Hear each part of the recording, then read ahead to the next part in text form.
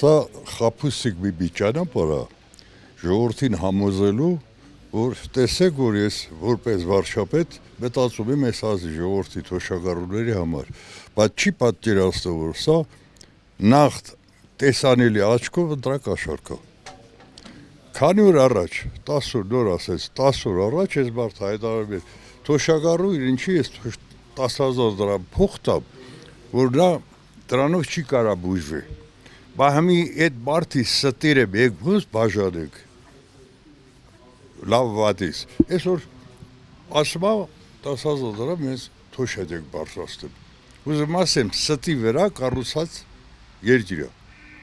Չպետք է հավատանք այս խոստումներին, պետք է անցնենք մեր սովորական աշխատանքին։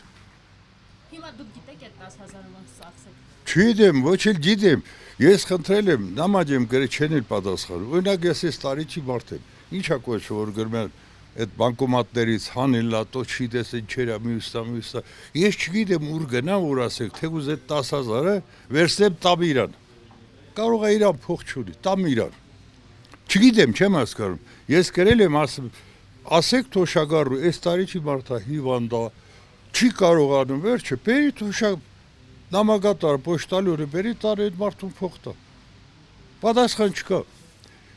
Բոլորին համոզելա քպականները բոլորը միանգամից մի բերանի ոնց ասած խոսում են միայն ժողովրդին համոզելու համար։